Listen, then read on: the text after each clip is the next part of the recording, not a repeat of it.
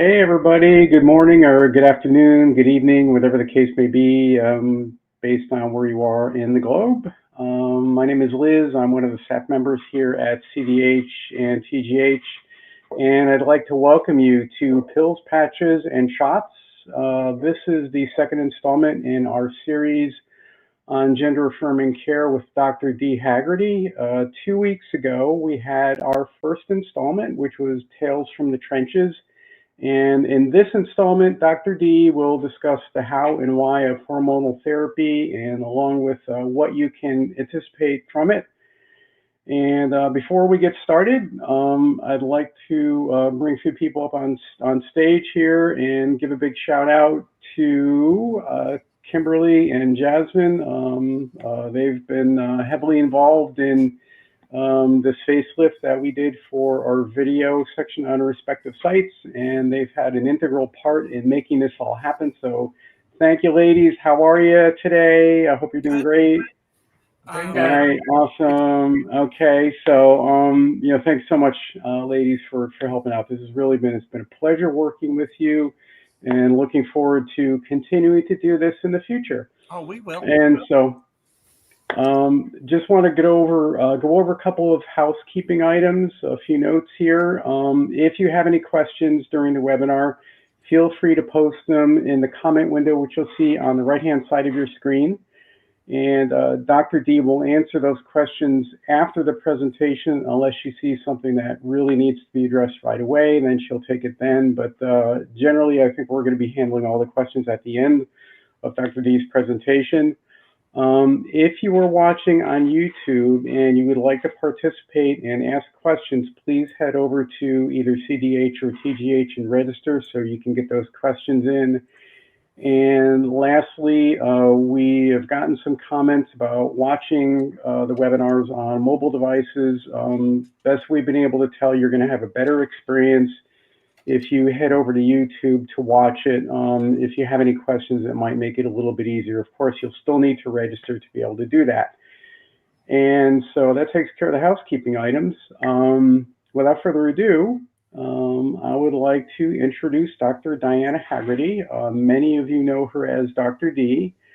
And before she set her sights on family medicine in rural Alabama, Dee taught and practiced medicine in several large metro areas around the United States, and she has been treating trans patients for over 38 years. And for the last 38 years, Dr. D has been transitioning herself, and so she has a unique perspective as a doctor providing trans care and also as a trans patient. And so, Dee, I'm going to let you take it from here. All right. Thank you so much, Liz. I do want to second a couple of comments that Liz made. Liz, Kim, and Jasmine Marie, these ladies have really worked hard for you, our viewers and members at CDH and TGH, to make this happen. They put a lot of hours in behind the scenes, and literally they've pushed boulders uphill with their noses. Liz asked if I had seen boulder marks across her nose. Yeah, we have, because the folks, a lot of things have gone on here to bring this live. But ladies, you've made my life wonderful, and I really appreciate working with you. It's been great. All right. So for our listeners, thank you so much for taking your time on a Saturday, and for some of you, a Saturday evening, to be with us. This is our second in a series on gender-affirming care. The first episode that we had 2 weeks ago, and if you missed it, please go look at it on our YouTube channel. It was Tales from the Trenches, and that was to lay out systems of care and the care content areas that you should be looking at as a transgender patient seeking care with your group of providers. This week, we're taking a deeper dive into pills, patches, shots, all the things that we do for gender-affirming care. Now, let me assure all the folks, and I see we have folks from Australia and from UK, et cetera, here with us today. It really doesn't make any difference what continent you're on, what ocean you're across, or what healthcare system that you find yourself, today's comments and also last episode's comments really apply to all of us. These are the things that make up the standards of care and the things that apply to all of us. All right, so on to pills, patches, and shots. So I had this title, and that made a lot of sense to me, but I've been asked to do similar kinds of things for, I'll say, the DIY crowd that was doing gender and hormones without help. For whatever reason, they didn't have access to care or whatever. And so I was asked to tell them all the horrible things to happen. Well, that title was the good, the bad, and the really ugly of what we do. But I really didn't think that y'all would want to be here talking about the bad things. Well, come on, Dr. D, tell us the good things. Why are we doing what we're doing, and what are we going to get out of it?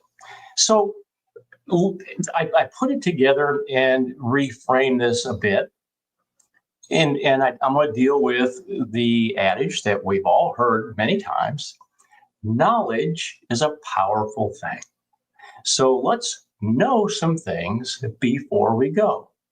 Now, speaking of knowing before we go, yes, this is an episode on transgender care. Well, I'm going to be talking about both transmasculine and transfeminine. And we know that most of the viewers today are going to be most interested in the transfeminine, but I want everybody to keep in mind that all of us find ourselves at some different part of the gender spectrum. But we're all part of a continuum, and we're all part of a larger brotherhood, sisterhood, and members of this community. Knowing what many of our fellow travelers face in acquiring their desired state in life really helps to foster that acceptance and shared commitment to also help all of us as we make this journey together. Okay, so my role today is to lay out this deep dive in gender affirming care. You're taking your time to come spend it with us. I'm hoping to entertain you a little bit. Hopefully you'll walk away with a couple of smiles as we talk about this. I'm going to try to obviously impart the fundamental pieces of knowledge that all of us should really have. And hopefully along the way, I will eradicate a couple of mistaken notions out there. So, who am I? Let me tell you a little bit about myself. Let me start off by saying, yeah, I really am a dinosaur. If we have some time at the end, if somebody would like to ask me what was that moment that was my revelation to help me really understand that I am, I'll be happy to discuss it. Now, you saw all those letters and things after my name. I did my bachelor's at the University of Missouri in chemistry. I then stayed there and did a master's degree in physical chemistry. I then went to Case Western Reserve in Cleveland, Ohio, and did my PhD in physical biochemistry. From there, I traveled to the National Institutes of Health and did a postdoctoral fellowship in biochemistry. After that, I wound up in medical school in Atlanta, Georgia at Emory University. And while I was a first-year medical student, I did my master's degree in public health with an emphasis in chronic disease epidemiology. Yes, I did it when I was a first-year medical student. So if you haven't figured it out so far, yes, I really am a pocket protector wearing, slide rule holster on the hip carrying kind of geeky person. But let me assure you, I can walk, I can talk, I can pat my head, I can rub my tummy, and I can do all of it in heels. So hopefully you won't be bored to death while we go through today's time together. Well, I've really classed up my act. And in the early days of TV medicine, I was a TV doctor. I had a segment on the evening news. I also had a show on Sunday afternoons, and I did that for a year. And, I got to be pretty good at stringing sentences together and not making too many blunders in public. And it was really that exposure that got me into a certain place at the right time. I was asked to be the representative for the American Academy of Family Physicians to speak to President Bill Clinton and make a speech at the White House when we were really negotiating on what needed to happen during that first round of healthcare change and evolution here in the United States. Now, I'm going to give you a little bit of a trigger warning. These next two photographs are going to contain a couple of very handsome gentlemen. And one of those was me, but not particularly the way that I would like y'all to see me. But we'll get to that in just a second. So, you've heard about that part of the professional me, but I changed a little bit after my time at the White House.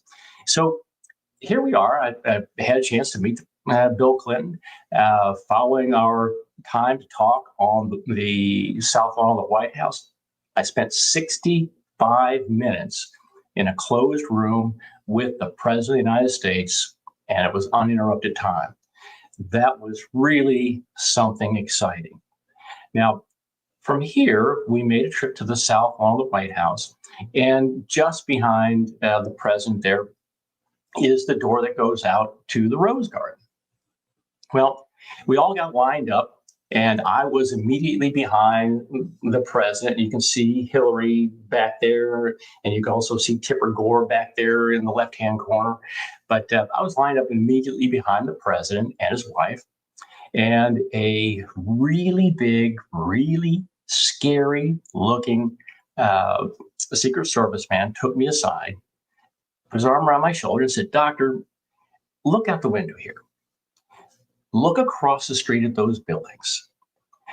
On the top of that building is a group of snipers. And one of those snipers has one job, and they are pointed at you. When you walk out, you can be no closer than arm's length to the president. If the president stumbles and falls, do not reach out to touch the president.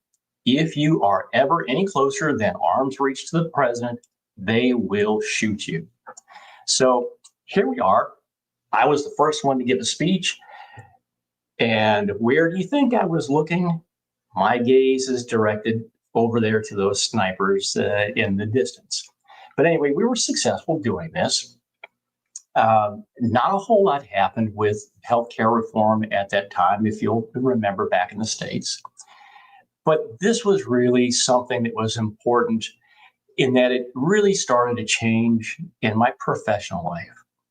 What I was doing on TV and doing these kinds of things, it was a watershed for me that I realized that this was more for me than it was for me to be a representative of our community.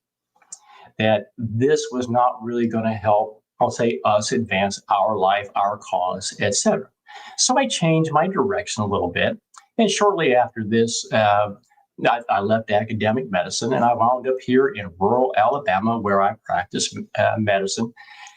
And I really am pretty much an old-timey family doctor. I've delivered babies, I do minor surgery, I treat patients in the office, the hospital, the nursing home. I hold people's hands as they draw their last breath on this earth. It's incredibly fulfilling for me as a physician.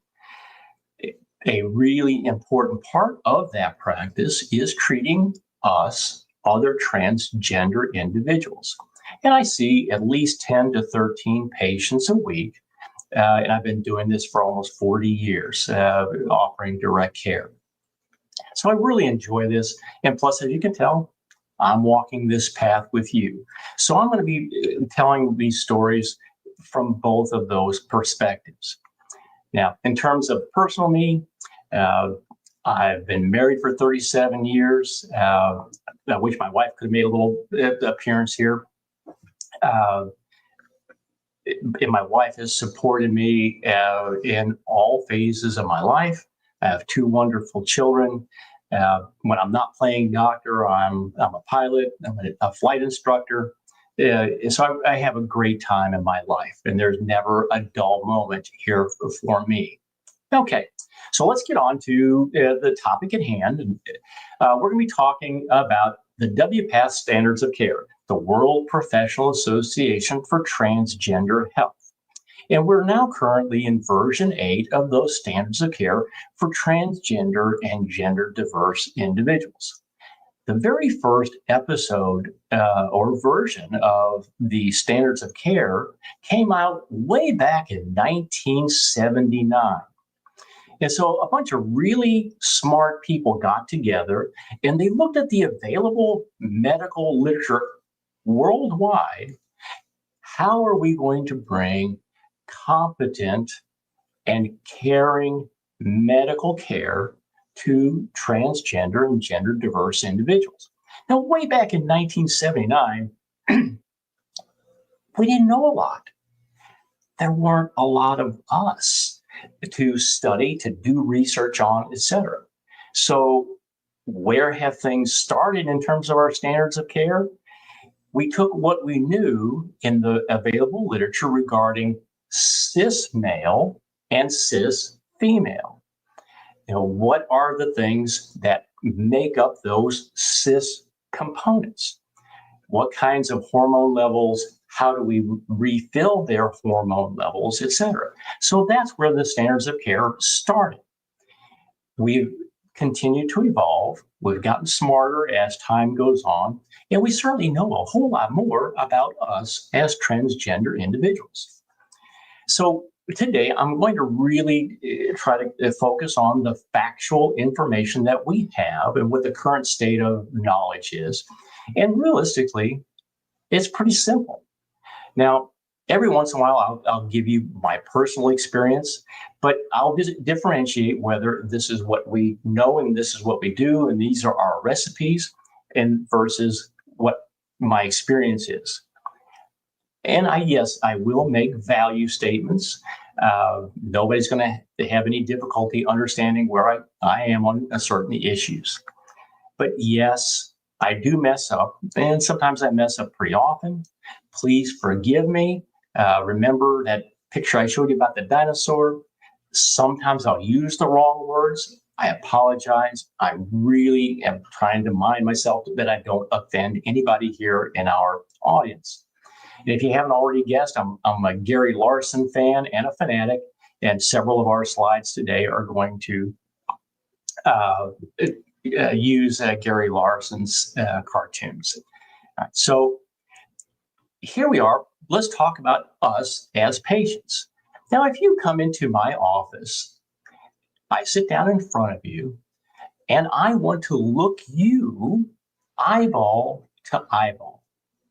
And there's a reason, because I want to speak to your mind, but I want to speak through your mind and touch your heart.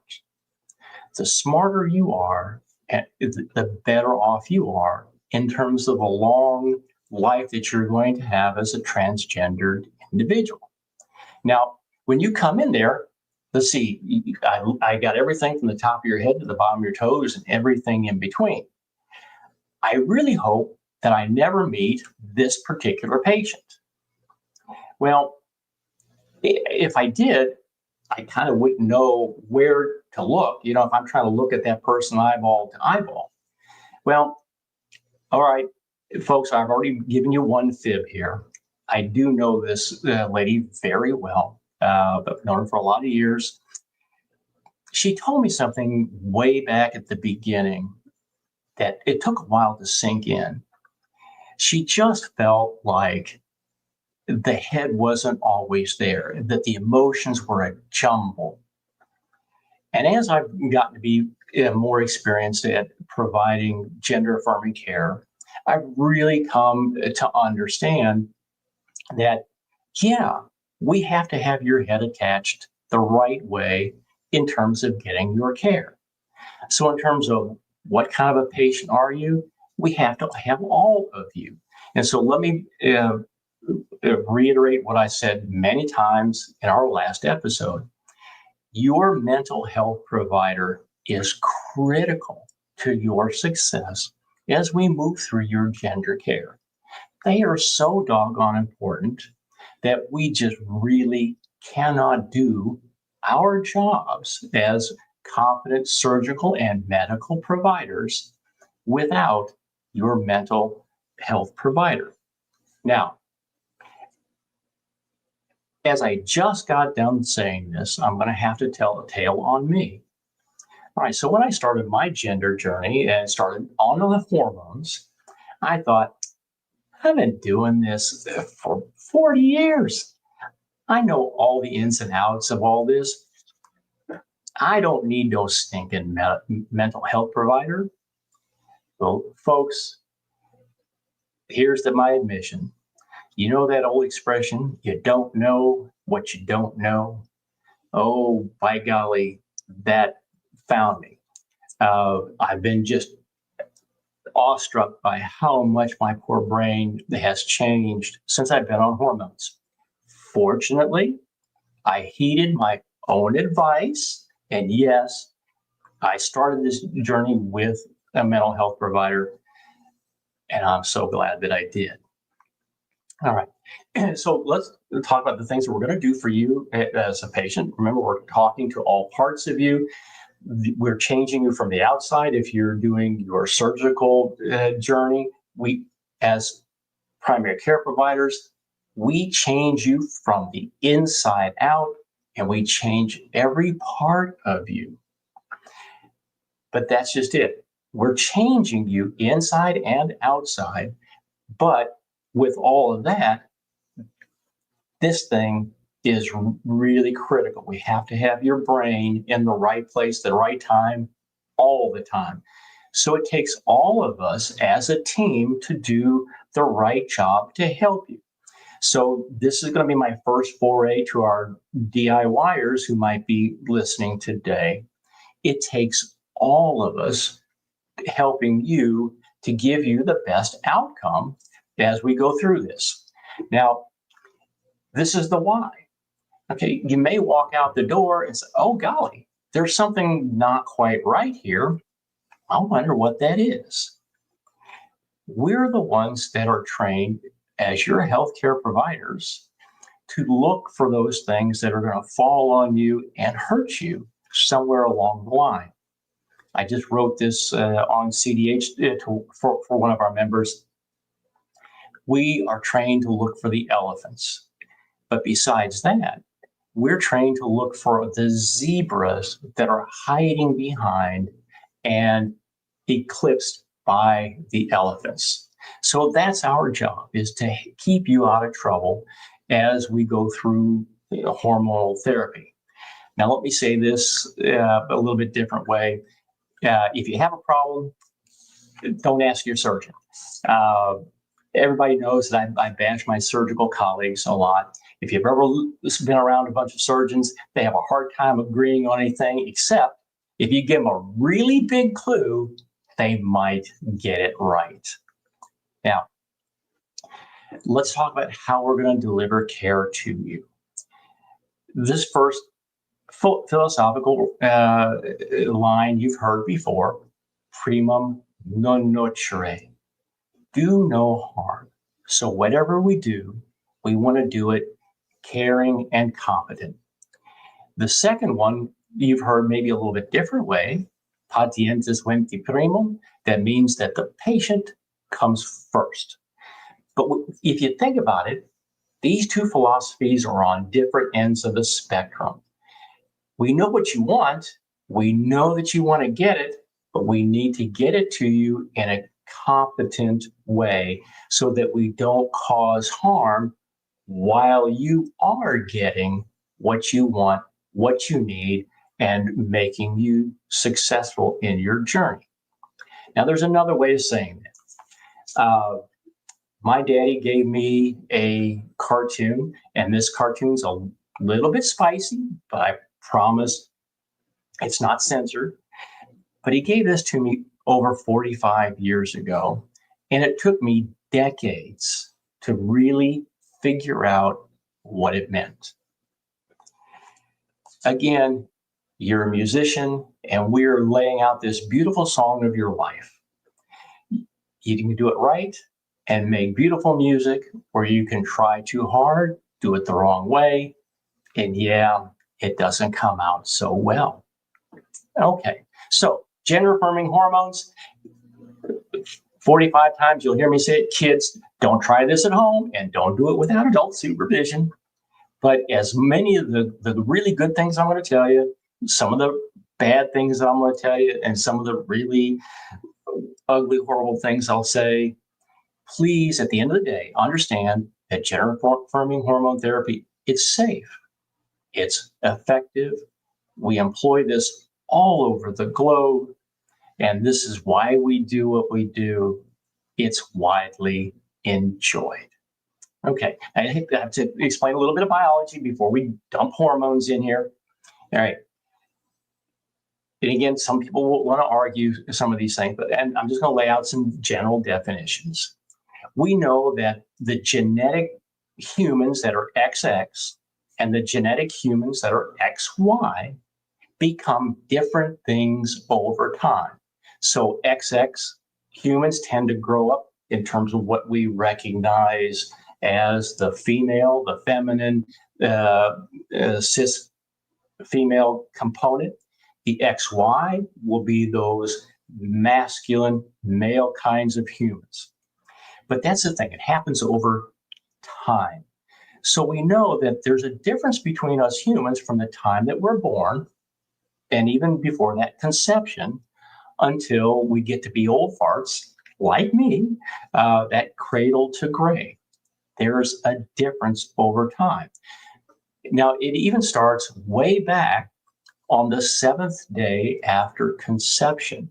In that forming embryo, we know on the 7th day that we can get progesterone being elaborated in what becomes the posterior or the backside of a human, where the axial skeleton forms. Progesterone is what potentiates that part of the axial skeleton development. And we develop more and more over time. And we also know that there's this amazing transformation in us humans from the time of puberty, that 10 to 12, 13 year time frame, up until we become these mature adults, 21 to 23. Now, that's important because what we get out of gender affirming hormone therapy depends on where you start in that timeline. The earlier you start, that's the exposure, and the longer you're exposed to the hormones, the more masculine or the more feminine, in terms of your choice, that you're going to become. So earlier is better, longer is better. I'm going to make you a much cuter girl. I'm going to make you a much more masculine, handsome kind of boy the earlier we start. But remember, we've got some constraints here. So I'm only going to speak to us as adults. I'm just not smart enough to know how to help children. It's not what I do. There are some people who are really smart about that, and we have lots of arguments, but we're not going to go there today. We're only going to restrict ourselves to adults. All right. So we're going to start with the transmasculine. And I know our trans femme people are getting itchy. Let's hear about the femme, but let's talk about the masculine first. the one most important thing that both of us, both the transmasculine and transfeminine, need to know, this is a vial of testosterone. This is really potent stuff. Every molecule of testosterone in this vial is about 7,000 times more potent than every molecule of estrogen in this bottle. Okay. 7,000 times more potent. So with that said, my job in helping transmasculine is the easiest thing I do. I'm going to get you there, and I'm going to get you there fast, and you'll be really happy because it happens almost at warp speed. Okay, so all we need is testosterone to do the job. If we're going to do the job, how do we do it? Everything we do is parental. There's nothing that helps us by mouth. I don't care what you hear on TV. You're not going to get a 7-inch penis, and you're not going to get a 7-inch clitoris by taking a bunch of pills that you bought on TV or the internet.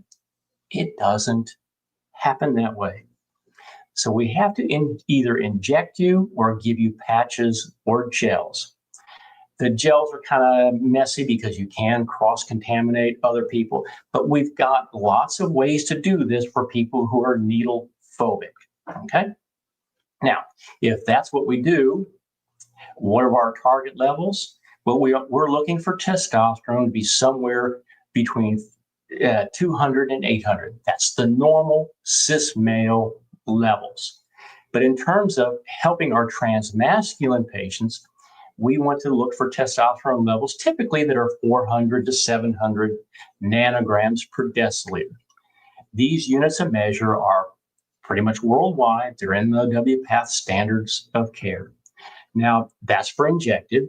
If it's transdermal, we look for pretty much the same numbers, but we have a way that, and when we do it, in terms of how we get the right numbers and understand the numbers.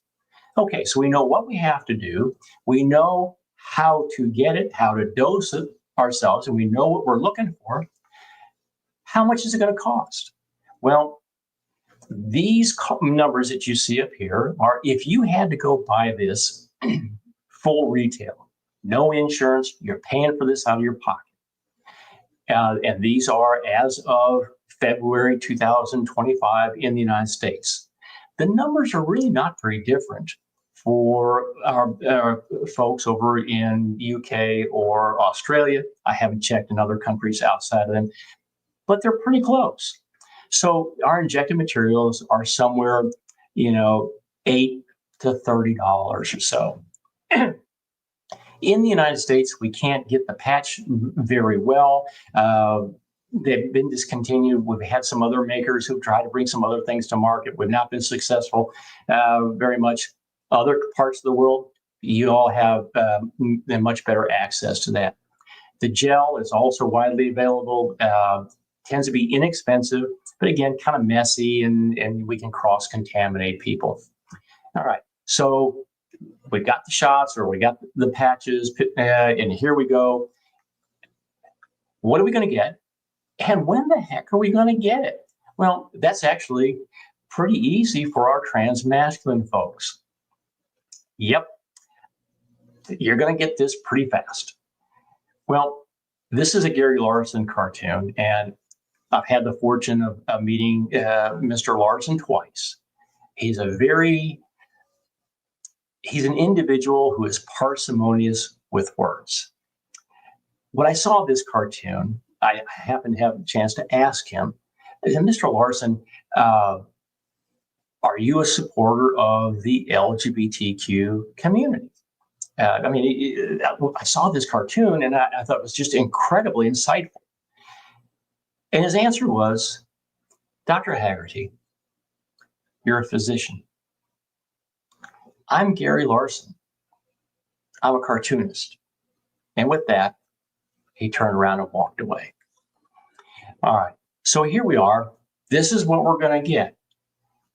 Look at the things that we're going to get for our transmasculine patients and how fast they happen. we're talking a handful of months where we start to develop facial and body hair. We're starting to get increased muscle mass in our proximal musculature. The fat gets redistributed from the buttocks up into the chest area, etc. Menses stop pretty doggone quickly. The clitoris starts to enlarge, and that's really important for our transmasculines who are going to ultimately get surgery. The voice starts to deepen. But look at this. Just a handful of months these things start. They reach their maximum benefit in just a couple of years. So we've got a great way to get them to the goal line really quickly. Okay, well, Dee, man, I love that. Bring it on. But if that's what we're going to get, is there something else that I ought to be thinking about? Well, yeah, there are a couple of things that are at least a little bad. Okay. Now, this comes directly out of the standards of care. Look all the way to the column on the right-hand side where it says the testosterone-based regimens. These are based on the things that we absolutely know for us as transgendered people. A lot of the levels and how we put hormones into you are based on what we know about the cisgendered individuals. But these complications are based on the things that we definitely know about us as transgenders. We know testosterone causes polycythemia, which is increase in the red blood cells. Oh golly, if you can't make sperm, you're going to be infertile, and it happens really fast. You're going to get acne. We start to have some pattern hair loss. Testosterone really bugs people and their blood pressure.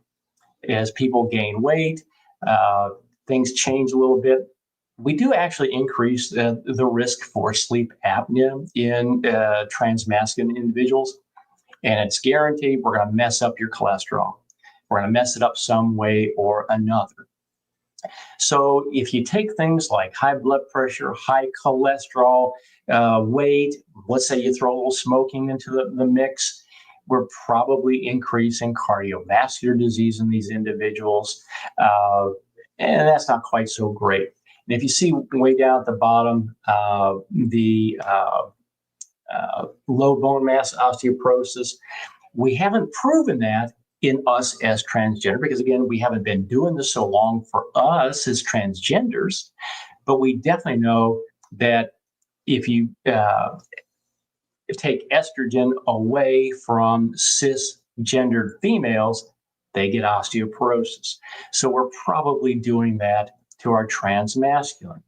Okay, so what else is bad besides things on that list? These are the things that we see a lot. Shots can be irritating for some folks. And yeah, at the beginning of therapy, we're pretty much going to nauseate the majority of people. We tend to cause swelling in the lower extremities for people who are on higher doses, maybe some headache. For people who have had anxiety or anger issues in the background, they really come roaring out in these folks that are treated with testosterone. The two things that I deal with the most in terms of the emotional impediments really are the anxiety and the anger management. Okay, so what things are really, really bad for the folks that are transmasculine? Well, we give them blood clots. And it happens. I mean, it doesn't make a difference whether you're a transmasculine or you are a cis male and we're giving you hormone therapy with testosterone. We increase your risk for a heart attack, stroke, and like I said, the blood clots. And I've seen this a couple of times, the cholestatic jaundice. We make things kind of sludge up in your liver. And yes, I've seen one case of hepatocellular cancer in a transmasculine individual. So yeah, bad things can happen. But again, done the right way, watching out for these side effects as we come along, that's how we mitigate the risk and the complications. Okay, So our trans femme folks, here it is. We're getting onto the rowboat for you. To do the job for our trans femme patients, we have to deal with two things. We have to put estrogen into you, and we got to get rid of that terrible testosterone. So all of the folks we just got done talking to, the trans masculine, they're saying, okay, send all that testosterone our way. Us trans femmes, we have to get rid of the testosterone. We either have to get rid of it or we have to block it from being produced. So we do have to do two types of medication to do the job for us as trans femme. Okay, so here we really do have pills, patches, and shots. So if it's a pill, it's estradiol. Patches, they work great. They're a little bit expensive here in the United States, and you usually have to use more than one. But the injected route is what most of us use. It's the safest, lowest risk, and we're going to find out it's really not very expensive. Okay, so it's either pills, patches, or shots. Down at the bottom, you see the anti-androgen. That's what we're doing to block testosterone. Here in the States, spironolactone is our go-to drug. We don't use the other agonists, the things that biologically target the production of testosterone. One, they tend to be a little bit expensive. And secondly, some of them are hard to come by in the United States. Some of them have more restricted use to the child and adolescent type treatments. Okay, so if we do that, what are we looking for? Okay, these are the levels that we find in cisgendered females. Okay, estradiol is somewhere between 100 and 200 picograms per milliliter. Testosterone, we want it to be below that 200 mark. We really want to get it below 50. Remember, 200 to 800 is what cisgendered males have. But we want to get rid of the testosterone. Yes, the lower you go, the better your estrogen gets to work in you. But we pay a price for getting rid of the testosterone, and we're going to talk about that in just a minute. Okay, so how much does this stuff cost? Again, this is full retail, having to buy it out of your pocket, no insurance, etc. Pills, oh by golly, the pill bottle costs more than the pills do when you get right down to it. The shots, really not very expensive. Some of us who have insurance copays, maybe $10.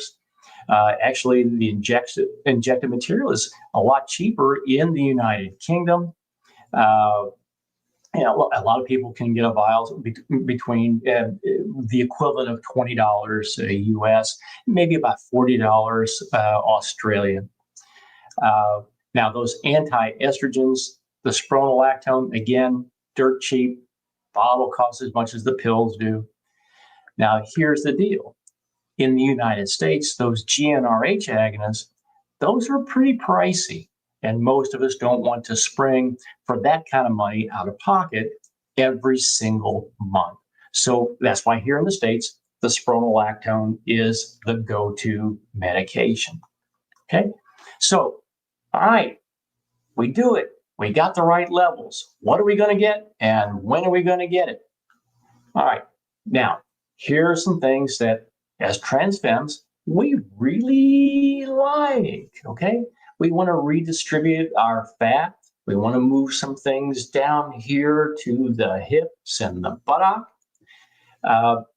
Couple of months, they'll start to happen. It reaches its maximum in 2 to 5 years. But let me also tell you, no matter how long you do this, how much you do this, we're not going to get rid of your hip dip, girls. If you want to get rid of your hip dip, you're going to have to purchase that from your local surgeon. Sorry, hate to burst your bubble there. We start to lose our muscle mass and our strength because we're taking away our testosterone. We notice that, this bicep, tricep, forearm stuff really starts to slim down. Our skin starts to get soft. We don't have as much oiliness in our skin, maybe a little drier. the feel of our skin. It gets to be a lot more sensitive. We are really happy the way we feel in this skin. Our face starts to fill out. Here's a question we get all the time on both the CDH and the TGH website. When are we going to lose our libido? And when is the penis not going to work anymore? It starts to tone down pretty doggone quickly. In 1 to 3 months, things are really mellowed out.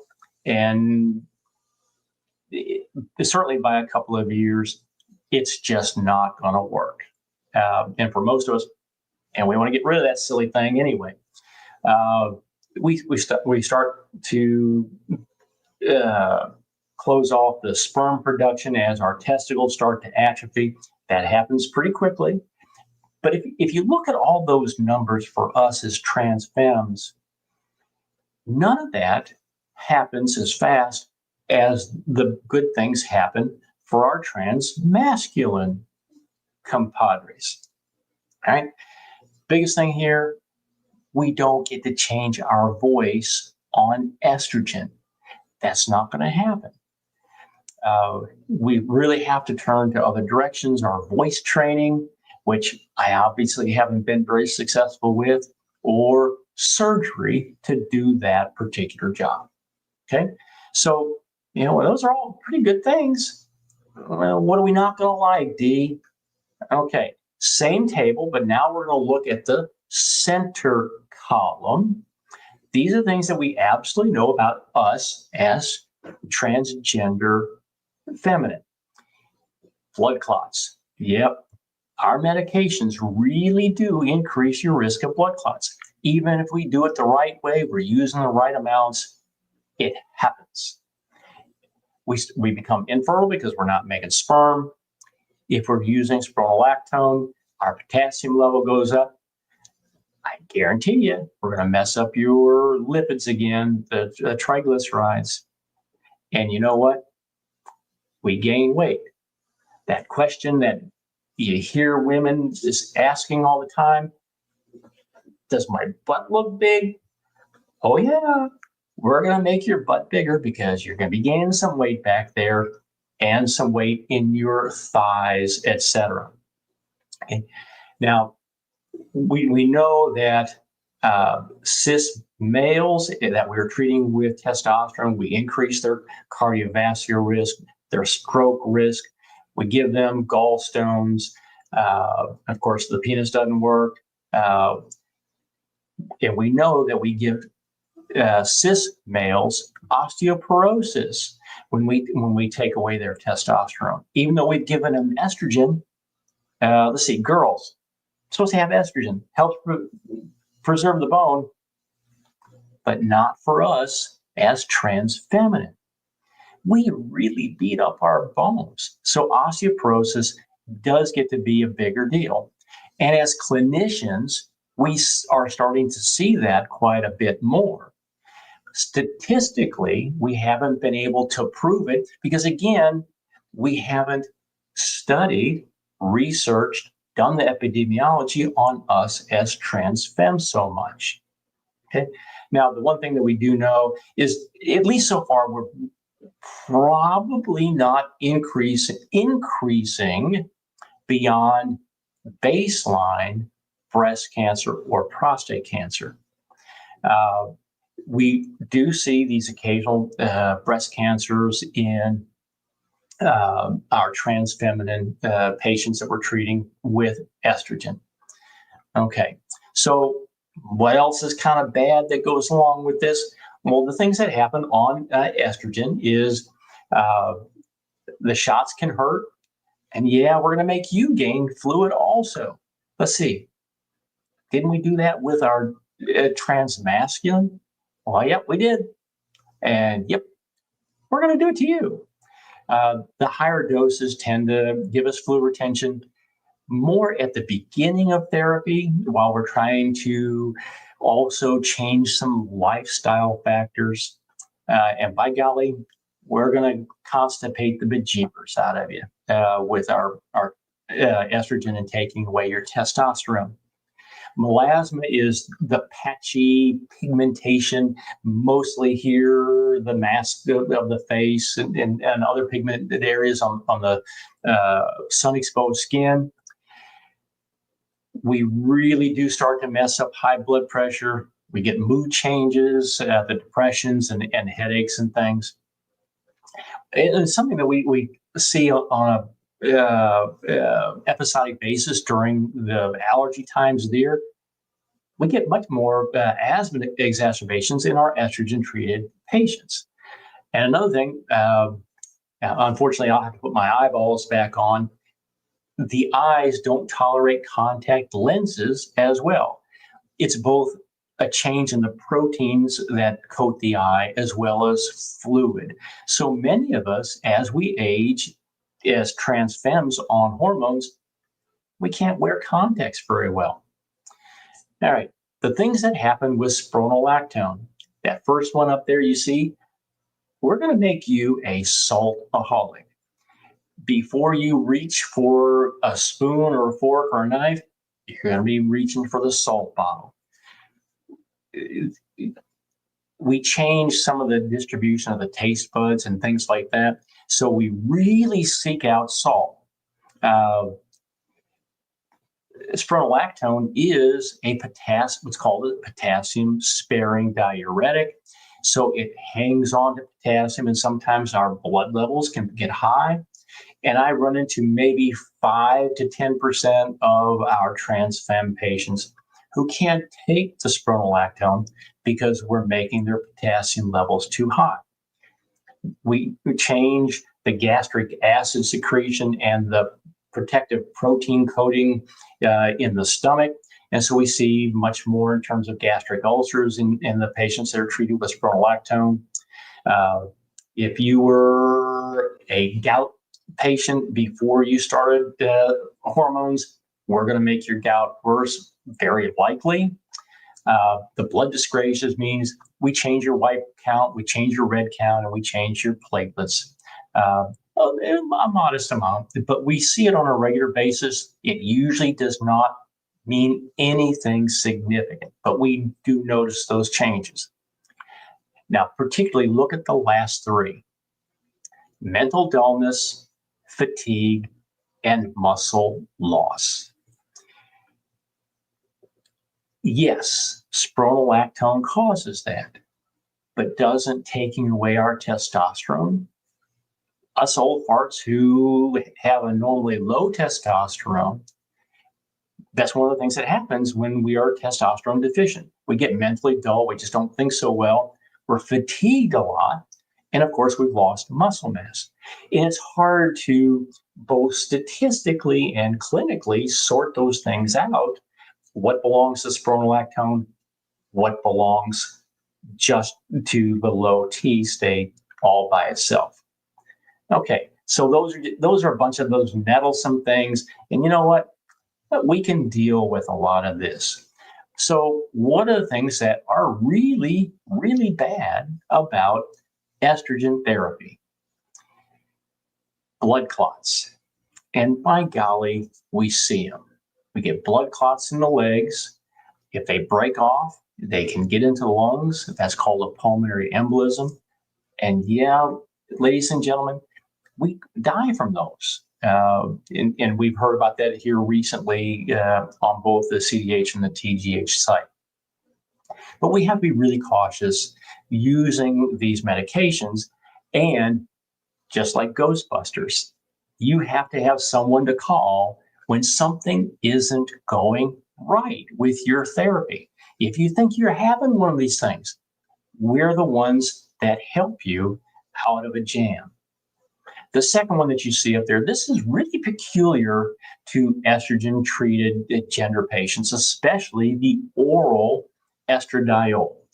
Now, let me say, I happen to know something very personal and firsthand about a retinal thrombosis. I was on shots, but COVID came along, and I got COVID. What's one of the things that we know about COVID? Well, it is what we call procoagulant. It causes blood clots everywhere in our body. There's a peculiar artery in our retina that the COVID tends to affect more. And when you put the estrogen of therapy in on top of COVID, these blood clots get to be an even bigger deal. So please, anybody who gets COVID, and you all know it's not going to go away, it's with us forever now. If you get COVID and you are either a transmasculine or a transfeminine patient, you really need to seek care, and you should seriously give consideration to the oral medication that we use to treat that particular virus. Something else that happens a lot, and we're seeing it kind of more these days in our trans feminine treated patients, gallstones. And by golly, those things hurt. A lot of us, think, gallstone is a simple thing. You go in, the surgeon takes out your gallbladder. But let me tell you something very startling about gallstones. Age unadjusted, gender unadjusted. For every 100 people who walk in the front door of a hospital with a true acute gallbladder attack, 8 of them, 8%, will not leave the hospital upright. Yeah, gallbladder disease kills people. So again, if things aren't going right in the gut, seek care and counsel. We also can give people pancreatitis, and it happens a fair amount, but it's also a very serious medical complication when it does happen. Estrogen lowers the seizure threshold. So if you've been on seizure medications to control your seizures, please make sure that your neurologist or whatever treating clinician that you're seeing to help you manage your seizures knows that you're on estrogen therapy so that you can be monitored a bit more closely and maybe have your medications tweaked a little bit. The gut is also not particularly happy sometimes with estrogen. We can, just like we do blood clots in the legs or the eyes, we can change the blood flow distribution and lead to a lack of blood flow in certain parts of the colon. And we can get this, what's called ischemic colitis. So inflammation, infection caused by a lack of blood flow. We talked about raising blood pressure. We talked about raising cholesterol. We talked about potentiating diabetes. You put those 3 things together, and what are the 2 really bad things that happen with those? Heart attack and stroke. That's the myocardial infarction and the CVA stroke. Here's another thing that is getting to be recognized more and more as time goes on, and we have both more cisgendered women and transgendered transfemme that are taking estrogen as we age. There is a greater increase in what we call the vascular dementias. We block up these little tiny nutrient arteries that supply the memory part of our brain. They're very, very little small arteries. You block off enough of them, you change the memory part of the brain, and that's dementia. Okay. So those are really the things that happen, and your healthcare team needs to be on the lookout, working for you, whether you're transfemme or transmasc, to help guard you against some of these complications or recognize them when they first happen. But remember, done right, and making sure that all of us as your healthcare team work together, gender affirming hormone therapy, it's really safe. It's very effective. We use it all across planet Earth. And again, the last thing that every one of us wants to take home from this, it's why we do what we do because we enjoy who we are, what we are, and what we have become with our hormone therapy. Okay, so I probably filled your poor little ears with all the things that you can hear. Liz, come on back up. Let's try to answer some questions. I've seen a couple of things scroll across the screen, and let's have our directors come help us also. All right. Well, we did get quite a few questions, Dee, that popped in. And there's Vanessa saying hello. I thought that'd be the best one to start off with. Wow, Vanessa, wow. All right. So let's see. I don't think we need, Dee, do we need these slides up anymore? Let's go ahead and get rid of that. And I can see your lovely faces a whole lot better. There we go. And I'm sorry, I'm going to have to put on my eyeballs if I'm going to see these on the screen here. Oh, no problem. So, All right. where do we start? Right. Where's our first question? We had quite a few that popped up here. Renee has one up here, and we just recently touched on it. Is that what's causing my small vessel disease in the right parietal region of my brain? Where did that go? Yeah, the estrogen may not be causing it, but it could certainly be contributing. Remember, if you have any of those background things like high blood pressure, high cholesterol, maybe smoking or diabetes, and then you throw estrogen in that mix, any of those things can lead to blocking of those little tiny small nourishing arteries up there in your brain. And why we're getting a lot of questions we do on the sites. Can you explain the benefits of progesterone? All right. And for y'all in the background, Liz has called me out on this one before. I didn't say anything about progesterone for a good reason, because for adults, it does not find its way into the standards of care as published in version 8 by WPATH. And there's a reason. We haven't been able to prove that progesterone in us older individuals does anything in terms of gender affirming care. Now, put gender affirming care off to the side for just a minute. What do we know about progesterone in cisgendered women? We know that it helps the sleep cycle. It promotes a better sleep and the deeper phases of sleep. We also know in cisgendered women that it promotes a sense of wellness, well-being, and helps elevate the mood. Okay, now that's what we know in cisgendered women. Well, now here we are. Let's bring that trans femme stuff back onto the table. But we're human too, right? If we have trouble with sleeping, it'll help or may help. If we have trouble with our mood or we need that sense of well-being, it can help. So yes, I do use progesterone in those particular circumstances, but not for us senior adults on hormones. Now, let's take us seniors away from the picture yet again.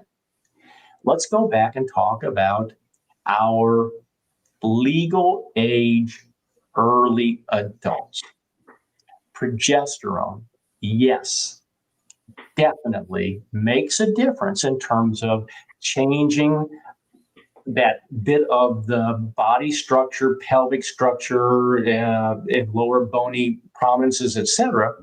It makes a difference in terms of how those things develop. So yes, it is a part of the care in the earlier age. And oh, sure, I can get a whole lot more mileage with my young patients using progesterone. weight loss, just not so much.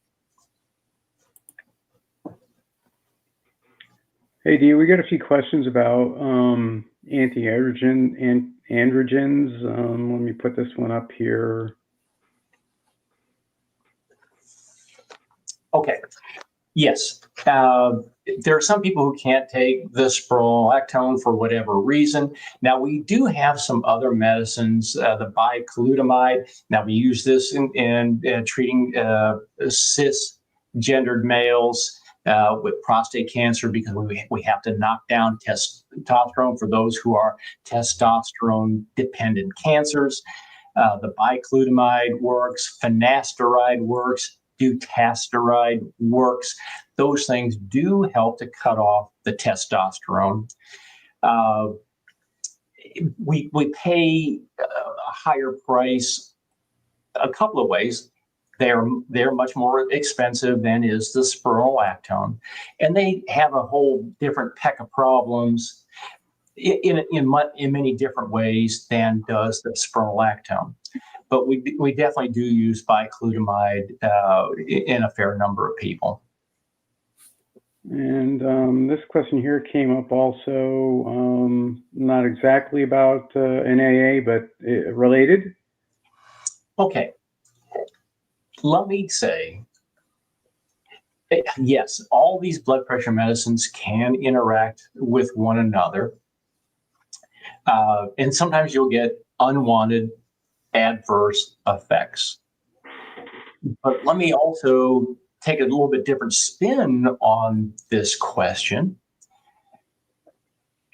We have to be very cautious about all of the things that we put into our mouth, whether they are prescription medicines or whether they are supplements, vitamins, things like that. Now, we have discovered, and we find out more and more, that so many things interact with one another. If you really don't need to have it going into your mouth, you're probably better off not putting it there. Now, let me ask you a philosophical question for which you can answer and I can't answer. Can you tell me that your supplements, herbs, whatever, do not interfere with your testosterone therapy or your estrogen therapy? It very well could. So why go there if you don't have to? But yes, specifically going back to that question, yes, all of the blood pressure medicines can have unwanted interactions or augmentations of their basic effect or benefit that may not be so good as a benefit. Okay, and we do have it where we get to where a lot of people ask, how big will my breasts grow while I HRT, and how long does it take before they fully develop to where they will stop growing? Okay. This is one of those questions that I get pummeled with on a regular basis. Now, most of us want to have breasts, okay? And we like them to fit our body habitus and help us in terms of how we view ourselves. I'm going to go back to one of those slides that I put up kind of in the early part of the presentation. How big your breasts are going to get and how much development you're going to get depends on when you start. If I start you on estrogen therapy in your late teenage years, early 20s, you're really going to be that person who will typically get full B or C, okay? And then, that growth is going to be over a period of a couple of years, typically 2 to 5, to get to the maximum benefit. Now, if you're a dumb old person like me who didn't start taking hormones until age 65, I'm never going to get C's out of my hormones. Okay, so the earlier you start, the more breast you're going to get than the later you start. The longer you're on it, the more you're going to get. Part of the answer is also genetic. If you come from a family of small-breasted individuals, the chances are you're not going to be double Ds. If you come from a family that is more generously endowed with breast tissue, you will probably, given enough time and exposure, starting early enough, have larger breast development. Does that help? Actually, it does, yes. Let's see. That is kind of a little spin off of that.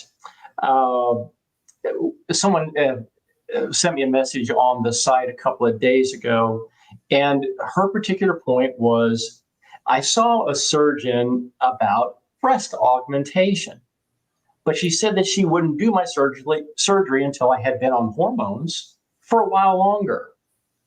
A couple of my friends had the same experience. Why won't the surgeon do surgery when I'm ready for it? I know if I have my breast surgery, it's going to make me feel right. Okay.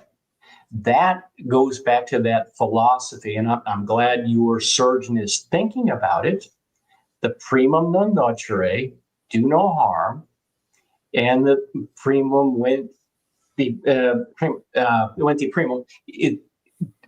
The patient comes first. Okay, so you, the patient, want to have these breasts, but remember, breast development is based on when you start and how long you've been on hormones.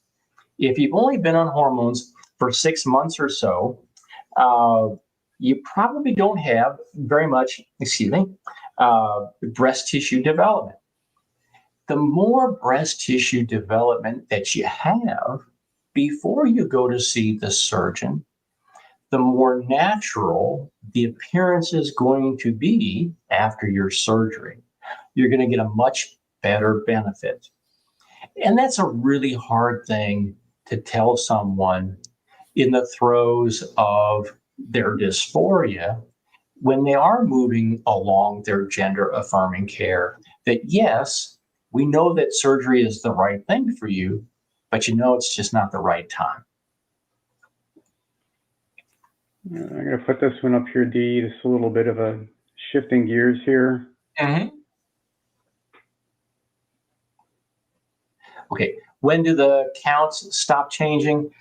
That's a hard question. I'm going to have to give you this one just based on my experience, because I can't say that I have an article that I can quote right off the top of my head. It can happen at any time that you're taking your hormones. We tend to see most of the adverse effects earlier on in therapy. Just like if you start a new blood pressure medicine, a new diabetes medicine, most of the side effects happen when you first start taking pills. But remember, the hormones are fundamentally changing what we are from the inside out. And we're going to age with time. So we change all of the time. The human that I am today is not the human that I was 10 years ago. So I see these changes in the white blood count, the red blood count, and the platelets happening anywhere along the treatment timeline, either when they first start taking medicine, or even some of my folks who have been on treatment for as much as 20 and 30 years. And that's why you just can't kind of get to what you think is a goal and wave bye-bye to everybody on your healthcare team. We're with you for the long term for exactly things like this question. Okay, Dee, I do have one. This is kind of a two-part question. It comes from our owner of the site, Vanessa Law. The first part is, how do you ensure a post-transition transgender woman gets sufficient testosterone? Okay. Couple of things embedded in this. yes, the body still produces testosterone, even if you've had an orchiectomy. We know that cisgendered women who are overweight, they produce a higher content of estrogen and a higher content of testosterone by what's called peripheral fat conversion. Okay. Now, in cisgendered males, we still do produce testosterone. Most of it, if you've had an orchiectomy and taking testosterone even on top of that, we still do peripheral conversion also, and we do have some production in some other cells of our body. But here it speaks again to the long term of your care. You still need to be monitored, and you still need to have blood testing along the way. Now, once we kind of get to that stable level, blood tests instead of every 3 months get to be maybe once a year. Now, here's a harder question. Take a cisgendered male. We know that their testosterone falls off every single year as they age, and it gets to some low-level plateau. Right? So, as a transgendered female, should your testosterone level go down also? Well, by golly, we really don't have a great answer for that. Some of us err on trying to keep the testosterone level in that 200 to 800 range. Some of us say, well, now you're in your 70s, you've gone through your medical transition, your surgical transition. Let's not worry about putting any more testosterone into you. I don't know that either one of them are correct, because we're still trying to figure all this stuff out, Vanessa. We're smart, but we're getting smarter every year as more of us are in the medical milieu. All right, we got a question here. Actually, I posted this one, so I'll put this up here. I'm curious about your feelings on monotherapy. Okay, there are some people that don't want to block testosterone. I get it. It really depends on what the individual's goals are. Remember, our job is to help you. The standards of care are what we call prescriptive. They are not proscriptive. That means they're not prohibitory. There's a lot of right ways to get to the right answer. Typically, you're not going to get as good a benefit on monotherapy with estrogen, because remember what I showed you at the beginning, every molecule of the testosterone in this vial, about 7,000 times more potent than the estrogen in those pills. So if you still have that pesky testosterone floating around, you just may not get all the estrogen benefit. But there's another way out of this. And I mean, my patients hear this all the time. Get rid of the gonads. Orchiectomy. And it's a great way to stop the testosterone without taking a pill.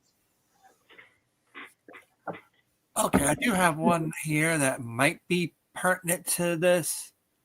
Comes from Vicky. Do you get to a point where you no longer need to take meds when your body starts to produce estrogen on its own?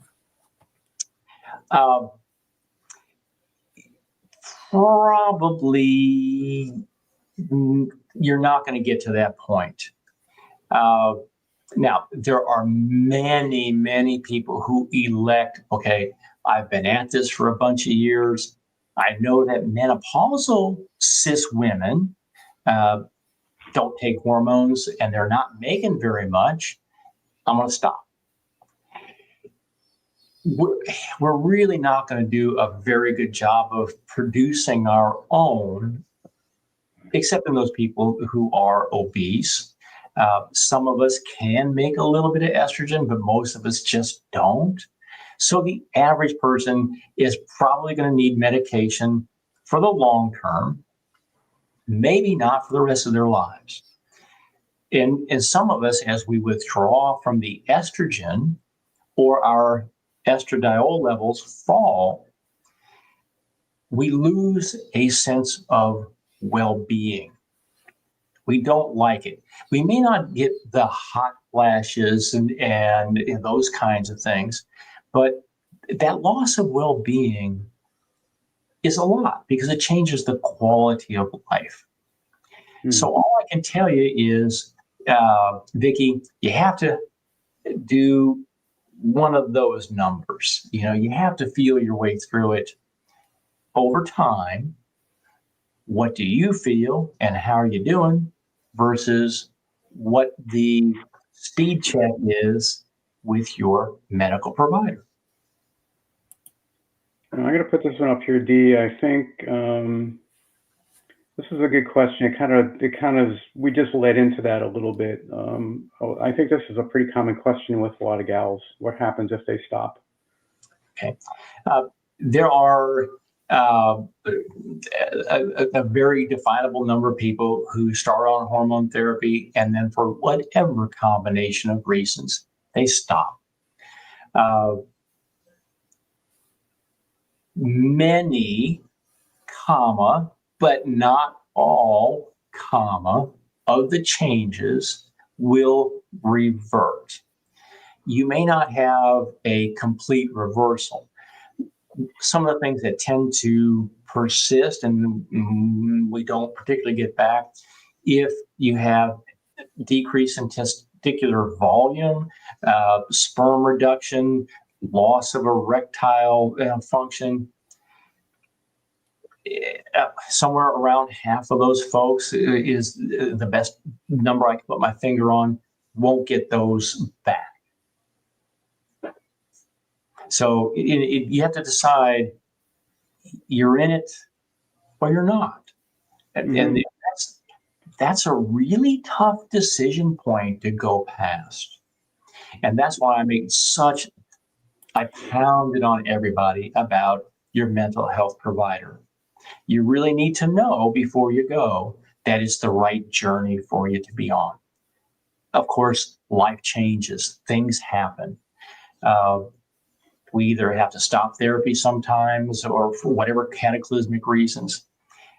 You're not going to be the Wicked Witch of the West. The house isn't going to fall on you in the next 10 minutes. You may not like some of the reversions, but you probably won't get back to where you started. Okay, here's another one that pertains to meds and blood clots like we've been talking about. This person, Matt, he's 67, has a family history of blood clots, father, brother, nieces. How worried should they be to start transfen meds? Well, some of our listeners have been down this road with family members, and there are many of the blood clotting disorders. The factor V people are among them. If you have this family history, you should really be tested for the factor V laden or the other subtype clotting disorders. Now, with that being said, yes, you really need to be concerned.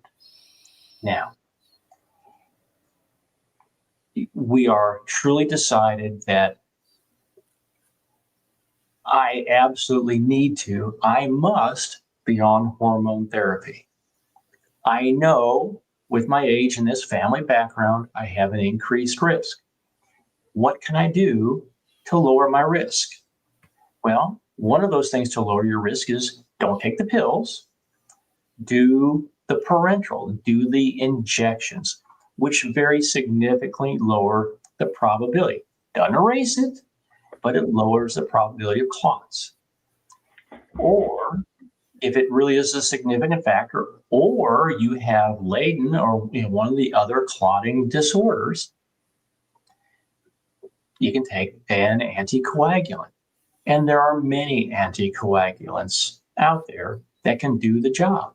So it's really, that's a very difficult question that you and your physician really need to be eyeball to eyeball on, and asking that hard question and coming up with the answer that's going to help you if you are in fact going to be on hormone therapy.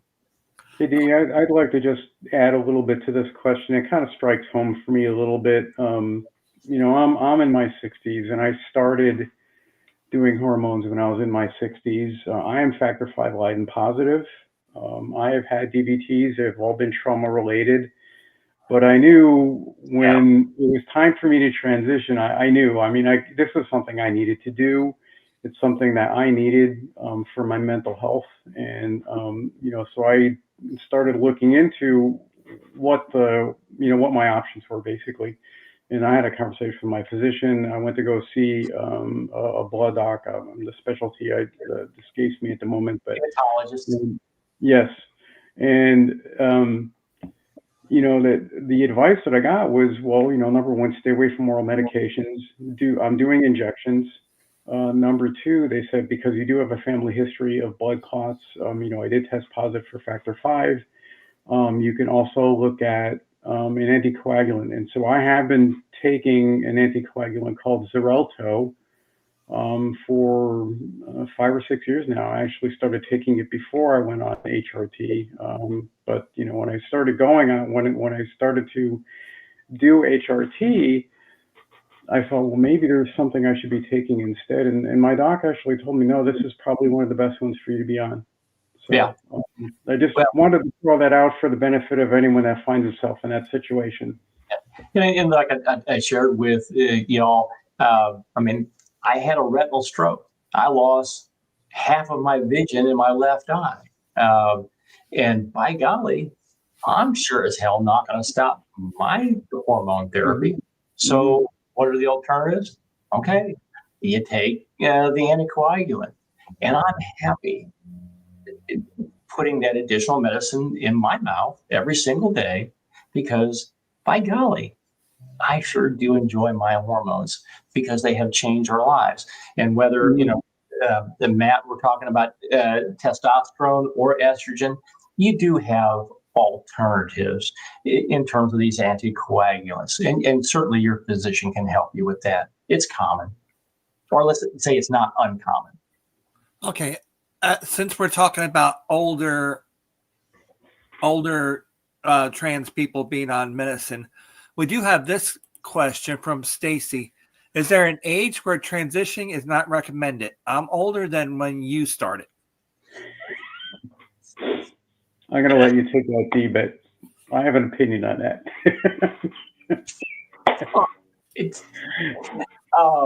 Stacy, God bless you, honey. If this is what's in your heart, if it's what's in your soul, if it's what's in your mind, there's no reason not to transition or to fail to transition. Part of my double negative. Sister Mary Joseph would have a fit with my double negative. But remember, if transitioning is right for you, we're talking about a significant mental health action item here. So really, I can't tell you that there is any age limit. And honey, I'll tell you, I have started an 83-year-old on estrogen therapy. Okay. We knew what the risks were, and we knew what we were getting into, but it was right for that person. And we just deal with it as it is. And we invest more time in our older trans patients, but all I can say is pursue your heart and take strong counsel with your mental health provider and your physician. I think I'm going to pop this up here. There's a question I asked, but I think it's something that's worth discussing a little bit. Yeah.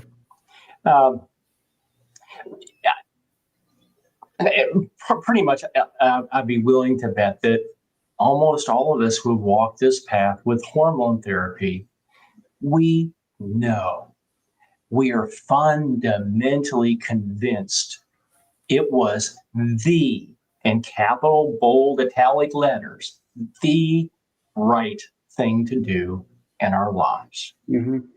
It so much improved the quality of our life.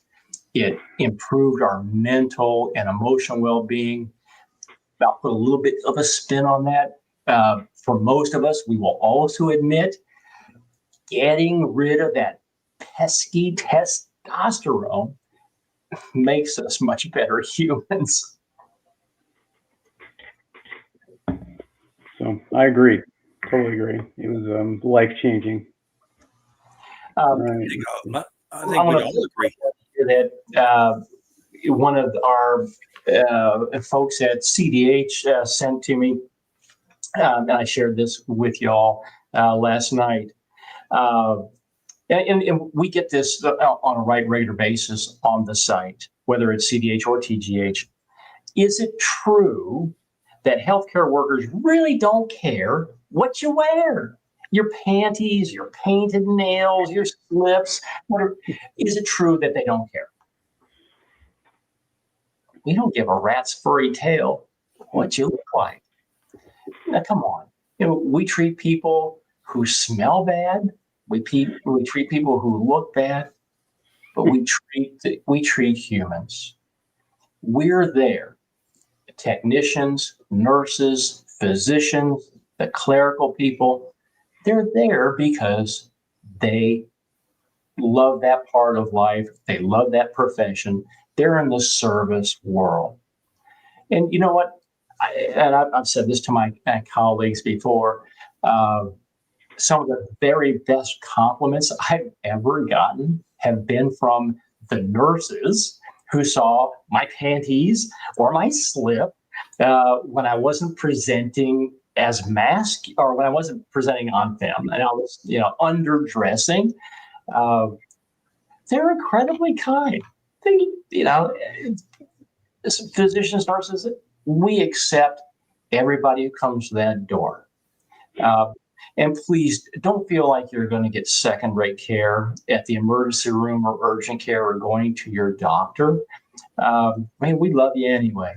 Okay, yeah, I'm saying that because I'm a transgendered physician, but we love you the way you are. All right, so we're running out of time, but I think we might have time for one or two more questions.